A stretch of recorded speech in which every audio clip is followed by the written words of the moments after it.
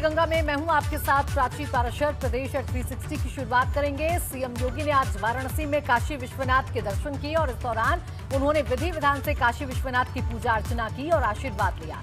इसके अलावा मुख्यमंत्री योगी ने काशी विश्वनाथ कॉरिडोर का भी निरीक्षण किया। इस दौरान सीएम अधिकारियों को दिशा निर्देश भी देते हुए नजर आए।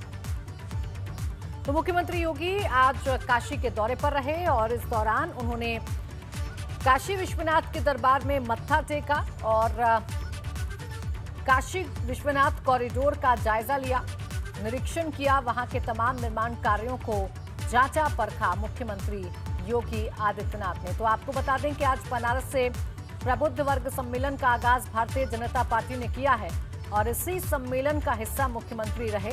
लेकिन चूंकि काशी जब भी जाते हैं मुख्यमंत्री तो काशी विश्वनाथ के दर्शन करना नहीं भूलते, वहां पर विशेष पूजा अर्चना करना नहीं भूलते, तो साथ ही साथ काशी विश्वनाथ कॉरिडोर का निरीक्षण करना भी मुख्यमंत्री नहीं भूलते, वहां पर जायजा लेना मुख्यमंत्री नहीं भूलते। और आज के अपने इस दौरे के दौरान उन्होंने बाबा के दरबार में जाके मत्था टेका और विकास कार्यों का जायजा लिया, यानी काशी विश्वनाथ कॉरिडोर में चल रहे निर्माण कार्यों का जायजा लिया। भाजपा ने रविवार को यूपी के कई जिलों में एक साथ प्रबुद्ध सम्मेलन की शुरुआत की, जिसमें सीएम योगी के अलावा भाजपा के कई दिग्गजों ने भी मोर्चा संभाल रखा था। कानपुर में यूपी के डिप्टी सीएम केशव प्रसाद मौर्य ने प्रबुद्ध वर्ग सम्मेलन किया, जबकि केंद्रीय मंत्री कौशल किशोर नोएडा में मौजूद थे।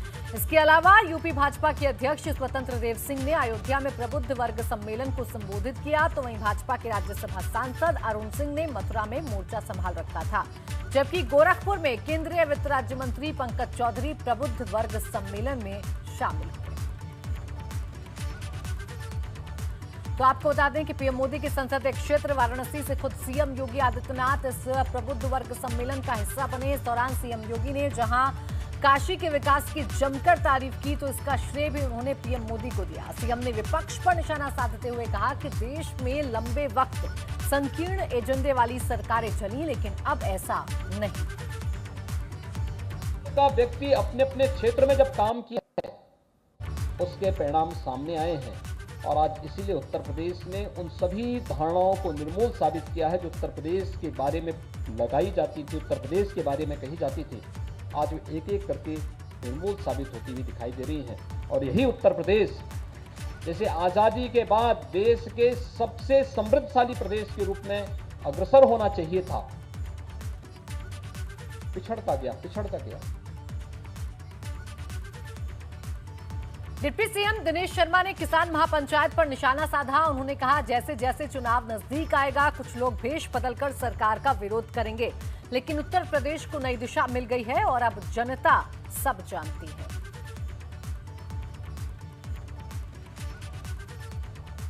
देखिए, चुनाव आता जाएगा तो कुछ लोग विभिन्न प्रकार के भेष को अलग अलग बदल के अलग अलग प्रकार की मांगों को लेकर अलग अलग प्रकार की समस्याओं को उद्घाटित करके सरकार का विरोध प्रकट करने का, क्योंकि सरकार का विरोध वो विकास के मामले में कर नहीं सकते, शुचिता पारदर्शिता के नाम पर कर नहीं सकते और विभिन्न प्रकार के जो उत्तर प्रदेश को एक नई दिशा मिली है उसके आधार पर कोई आरोप लगा नहीं सकते।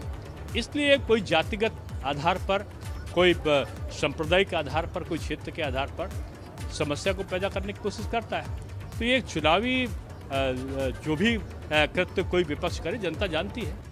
और अंबेडकर नगर में भी भाजपा का प्रबुद्ध वर्ग सम्मेलन हुआ, जिसमें भाजपा के प्रदेश उपाध्यक्ष और एमएलसी अरविंद शर्मा मुख्य अतिथि के तौर पर शामिल हुए। इस दौरान उन्होंने कहा कि समाज को सही दिशा देना है और इसके लिए समाज के ही कुछ चुनिंदा लोगों के साथ मिल बैठकर ऐसे सम्मेलनों के आयोजन से इसका रास्ता खोजा जा सकता है। अरविंद शर्मा ने कहा कि ये एक महज संयोग है कि कुछ महीने बाद चुनाव होने हैं, लेकिन ऐसे कार्यक्रम लगातार चलते रहे। ये मात्र संयोग है कि ये चुनाव के पहले का समय है, बाकी ये कार्यक्रम निरंतर चलता रहेगा। चुनाव आते रहेंगे, जाते रहेंगे। आपने हमारी बात सुना है कि मूल बात है कि विकास के लिए सब लोग सजग हों, अपने जीवन की जो क्वालिटी ऑफ लाइफ है उसको सुधारने के लिए सजग हों। देखिए, एक तरफ भाजपा प्रबुद्ध वर्ग सम्मेलन कर रही है तो मिशन 2022 को लेकर अखिलेश यादव भी पूरी तरीके से चुनावी मोड में आ चुके हैं। आज सपा अध्यक्ष अखिलेश यादव जौनपुर और भदोही के दौरे पर रहे, जहां भदोही में उन्होंने सरकार पर हमला बोला तो जौनपुर में भी सरकार पर सियासी तीर छोड़े। इसके साथ ही सपा प्रमुख ने इस बार बहुमत के साथ सपा की सरकार बनाने का दावा भी किया। गरीबों को धोखा दिया, किसानों को धोखा दिया, नौजवानों को धोखा दिया, उत्तर प्रदेश की विकास की गति को रोका है। महंगाई बढ़ी है और जिस तरीके से महंगाई बढ़ रही है, उज्ज्वला का नाम अब बुझला कर देना चाहिए। जो अन्नदाताओं को अपमान कर रहे हों वो अन्न महोत्सव मना रहे हों और आय दोगुनी किसानों की हुई नहीं, उनकी पैदावार की आय दोगुनी सरकार नहीं कर पाई, जबकि महंगाई दोगुनी हो गई। और संभल के गुन्नौर से भाजपा विधायक अजीत यादव ने राजस्व और चकबंदी लेखपालों के घूस लेने और शराब पीने की शिकायतों को लेकर जिला प्रशासन पर वो भड़क गए। इस दौरान उन्होंने अफसरों को आड़े हाथों लेते हुए कहा कि अगर ऐसे लोगों के खिलाफ कार्रवाई नहीं की गई तो अफसरों के खिलाफ ही कार्रवाई करवाएंगे। विधायक अजीत यादव ने ये बातें समाधान दिवस के मौके पर कही। अगर वो सब लोग जिम्मेदारी के साथ काम करें तो इतनी भीड़ जो आ रही है आज वो बिल्कुल भी नहीं आएगी।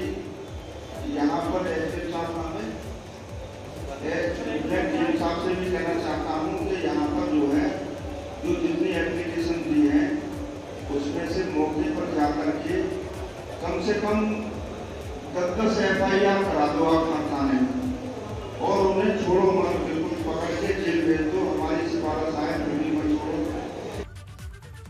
कांग्रेस ने अमेठी में महंगाई के खिलाफ अनोखा प्रदर्शन किया। कांग्रेस नेता राजू पंडित ने चीनी बेचने के लिए स्टॉल लगाया और इस दौरान उन्होंने 13 रुपए किलो चीनी बेची, जिसे खरीदने के लिए लोगों की भीड़ उमड़ पड़ी।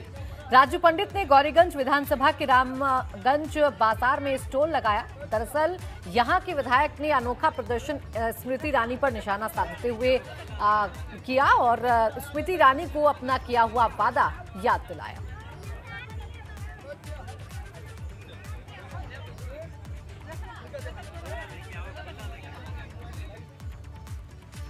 उधर टोक्यो पैरालंपिक में भारतीय खिलाड़ियों ने अपना दमखम दिखाया। इन्हीं में से एक नाम प्रवीण कुमार का है, जिन्होंने हाई जंप में सिल्वर मेडल जीतकर देश ही नहीं उत्तर प्रदेश का भी नाम रोशन किया है। दरअसल प्रवीण कुमार गौतम बुद्ध नगर जिले के गोविंदगढ़ गांव के रहने वाले हैं। एबीपी गंगा की टीम ने प्रवीण कुमार के गांव पहुंचकर उनके परिजनों से बातचीत की। प्रवीण के पिता अमरपाल सिंह ने बताया कि प्रवीण बहुत मेहनती है और उसने कभी खुद को दिव्यांग माना ही नहीं और गाँव के हर खेल में हिस्सा लिया। वहीं प्रवीण की मां ने बताया कि उसे बचपन से ही खेलने का शौक था।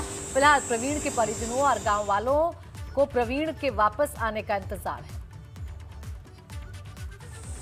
इसमें क्या, जब बच्चे गांव में खेलते रहते हैं, अपने वॉलीबॉल खेलने का शौक था, क्रिकेट भी खेलता था, हाई जंप लॉन्ग जंप में मारता था, लेकिन उसका जो है ज़्यादा रुचि हाई जंप में रही। प्रज्ञान स्कूल में एक बार खेल हुए शुरू में, तो उसने उसमें भाग लिया। भाग लेने पे वो पहले नंबर पाया प्रज्ञान स्कूल में। उसके बाद वो जिला स्तर पर खेला तो वहाँ भी पहले नंबर पाता रहा। उसके बाद 2017 की बात दी गई तो छत्तीसगढ़ गया नेशनल खेलने के लिए नॉर्मल बच्चों में, तो वहाँ भी वो गोल्ड लेके आया। तो 1.75 तो बोले नहीं, 1.75 पर तो एकदम उन्होंने स्टेडियम में आवाज़ लगाई कि आ जाओ तुमको जंप दिखाता हूँ। जंप ही होती है। वो तो बहुत खुशी है और प्रवीण ऐसी मेहनत करे, देश का नाम रोशन करे। और प्रवीण ने बहुत मेहनत करी थी उन्होंने। अब इसे दिखाने के लिए गई मैं अलीगढ़, तो जेवर में बैठी दुकान पे 2 महात्मा आए। तो 2 महात्मा ने कही, जब घनी परेशान है, कही तुम्हारा लड़का नहीं अब बहुत हुई है, वही खुशी के आंसू हैं ये जो है जी। हाँ, खुशी के आंसू।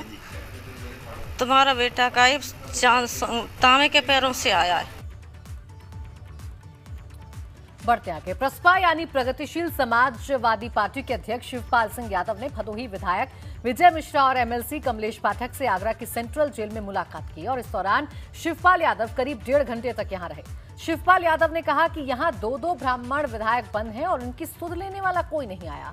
उन्होंने ये भी कहा कि जेल में कैदियों को अच्छा खाना भी नहीं मिल रहा, जिसे लेकर मैं मुख्यमंत्री को पत्र लिखूंगा। क्या हम कमलेश पाठक विजय मिश्रा, ये दोनों विधायक हैं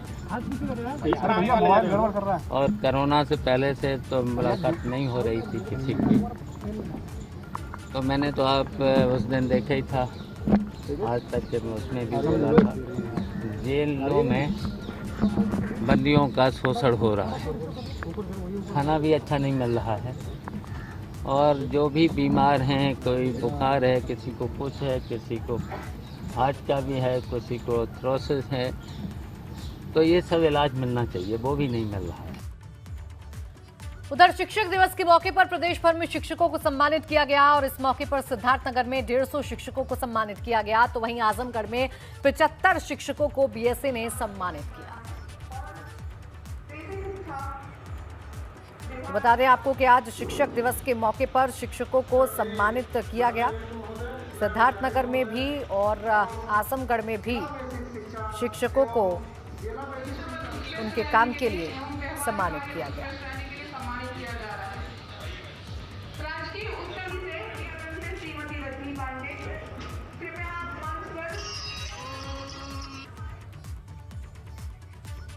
उधर बरेली में भी शिक्षक दिवस पर कार्यक्रम का आयोजन हुआ, जहां परिवहन मंत्री अशोक कटारिया ने रोहिलखंड विश्वविद्यालय में शिक्षकों को सम्मानित किया। कुल 75 शिक्षकों को सम्मान पत्र देकर सम्मानित बरेली में भी किया गया, तो रोहिलखंड यूनिवर्सिटी में कार्यक्रम का आयोजन किया गया और आज टीचर्स डे के मौके पर अध्यापकों को शिक्षकों को सम्मानित किया गया। 75 शिक्षकों को चुना गया, जिन्हें आज के दिन सम्मानित किया गया। शिक्षक जो है वो राष्ट्र का निर्माता है, वो विद्यार्थियों को गढ़ता है, बढ़ाता है, और चाहे हिंदुस्तान के माननीय प्रधानमंत्री हों, चाहे हिंदुस्तान के राष्ट्रपति हों, चाहे उच्चतम न्यायालय के मुख्य न्यायाधीश हों, सब शिक्षकों के हाथों ही गढ़े गए हैं और आज वो देश का नेतृत्व कर रहे हैं। निश्चित रूप से शिक्षक की इस देश के विकास में, उत्थान में, प्रगति में। ब्रेक के बाद स्वागत है आपका, आप देख रहे हैं प्रदेश एट 360। आगे बढ़ेंगे, बात करेंगे आजमगढ़ की, जहां सगड़ी तहसील में सरयू नदी खतरे के निशान से 30 सेंटीमीटर ऊपर बह रही है। यहां करीब 15 गांव बाढ़ प्रभावित हैं। इस बीच 4 दिवसीय दौरे पर आए प्रभारी नोडल अधिकारी रविंद्र नायक ने बाढ़ प्रभावित क्षेत्रों का दौरा किया।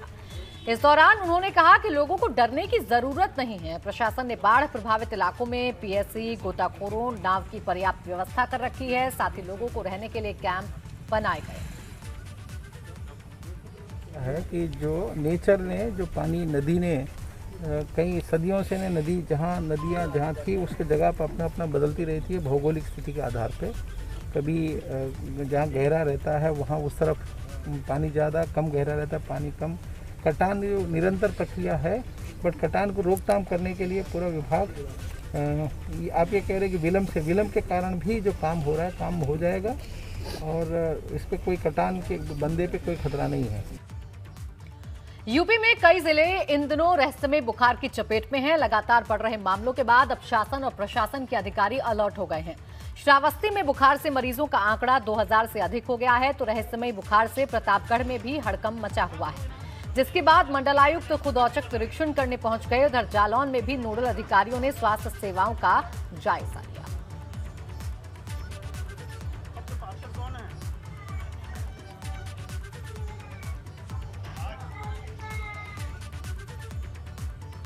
गौतम बुद्ध नगर के डीएम सुहास अलवाई ने इतिहास रच दिया है। टोक्यो पैरालंपिक में उन्होंने सिल्वर मेडल अपने नाम किया है। फाइनल में उन्होंने फ्रांस के खिलाड़ी को कड़ी टक्कर दी, लेकिन आखिरी राउंड में वो जरूर थोड़ा पिछड़ गए, लेकिन उनकी इस मेहनत को पूरा देश सलाम कर रहा है। खुद प्रधानमंत्री मोदी और सीएम योगी ने उनसे फोन पर बात कर बधाई दी। वो देश के पहले ऐसे अधिकारी हैं जिन्हें पैरालंपिक में हिस्सा लेने का मौका मिला था और उन्होंने सिल्वर मेडल अपनी झोली में डाला। सुहास इससे पहले Uganda para badminton international tournament में कांस्य पदक और तुर्की इंटरनेशनल बैडमिंटन टूर्नामेंट में पुरुष सिंगल्स का खिताब भी जीत चुके हैं। मैं पूरे भारत देशवासियों का धन्यवाद देना चाहता हूं। मैं बहुत खुश हूं कि भारत को प्रतिनिधित्व करते हुए देश के लिए सिल्वर मेडल टोक्यो में जीतने का अवसर मिला है, और साथ में इस बात का दुख भी है कि काश अगर गोल्ड मेडल मिलती तो बहुत और अच्छा होता। बट भगवान ने, हमने कभी सोचा नहीं था कि ज़िंदगी में जब बचपन में कि कभी हम पैरालंपिक में मेडल जीतेंगे, तो यही सफ़र में हम चलते गए, यहाँ तक आए हैं, तो बहुत ही अच्छा लगा। ऑफिस आवर्स के बाद used to work hard and do his job, practice करते थे। It was long hard practice, and अलग एक रूटीन, डाइट की, फिजियोथेरेपी, सब चीज़ की। तो इतनी मेहनत 6 साल की, ईश्वर हार्डवर्क को ज़रूर अप्रिशिएट करते हैं। और आज हम सबके लिए एक नई खुशखबरी आई है कि जिलाधिकारी नोएडा जो इस पैरा ओलंपिक में भाग ले रहे हैं, उन्होंने आज पैरा ओलंपिक में सिल्वर मेडल प्राप्त किया है। मैं सी सुभाष एलवाई को इसके लिए हृदय से बधाई देता हूं, प्रदेशवासियों की ओर से हृदय से बधाई देता हूं।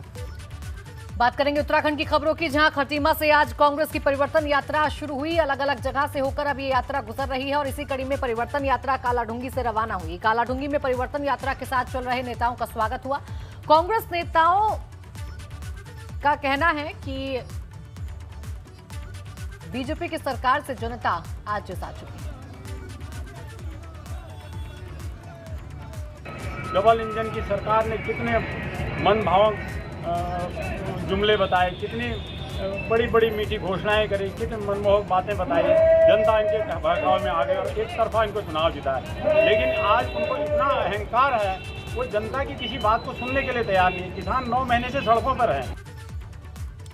इसके बाद कांग्रेस की परिवर्तन यात्रा रामनगर पहुंची। परिवर्तन यात्रा के साथ कांग्रेस के तमाम नेता चल रहे हैं। कांग्रेस की परिवर्तन यात्रा खटीमा से शुरू हुई, जो अलग अलग जगहों से होकर अब गुजर रही है।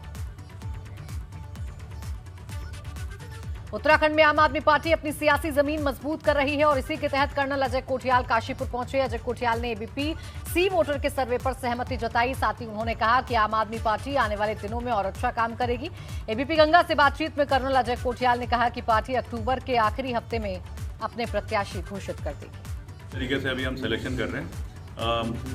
अक्टूबर तीसरे हफ्ते तक हमें सब चीज़ें डिक्लेयर कर देनी है। कुछ जगह होंगी शायद जो छोड़े हैं अभी, लेकिन 80% हम डिक्लेयर कर देंगे कौन उम्मीदवार होंगे किस किस विधानसभा से आम आदमी पार्टी। एबीपी गंगा ने इतना बढ़िया सर्वे करा है कि 17-18 दिन पहले केजरीवाल जी आए, उन्होंने कर्नल अजय कोठियाल को डिक्लेयर करा कि वो आम आदमी पार्टी का लीडर होगा 2022 में इलेक्शन में।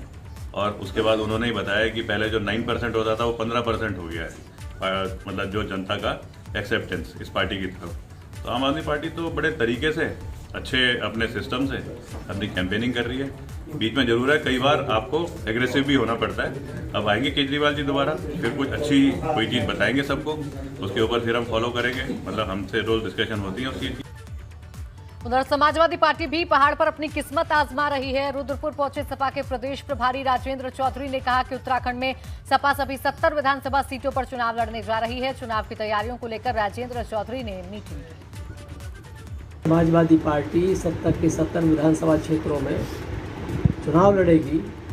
उत्तर प्रदेश में जो सरकार श्री अखिलेश यादव जी के मुख्यमंत्रित्व काल में चलाई थी, वो जो विकास का मॉडल है, उस मॉडल को हम उत्तराखंड में पूरी ईमानदारी और निष्ठा से लागू करेंगे। पलायन को हम रोकेंगे, रोजगार उपलब्ध कराएंगे, रास्ते बनाएंगे रोजगार के लिए, बंद औद्योगिक इकाइयों को दोबारा चलाएंगे, किसानों के साथ हम न्याय करेंगे, शिक्षा का और चिकित्सा का हम विस्तार करेंगे। उधर 2022 का चुनाव आते ही अब बसपा ने भी अपनी तैयारियां तेज कर दी हैं और इसी कड़ी में हरिद्वार के लक्सर में बसपा ने बूथ समीक्षा की। मीटिंग में बसपा के प्रदेश अध्यक्ष नरेश गौतम समेत तमाम पदाधिकारी मौजूद रहे। बसपा का कहना है कि लोग कांग्रेस और भाजपा से त्रस्त हो चुके हैं, इसीलिए इस बार जनता परिवर्तन का मन बना चुकी है।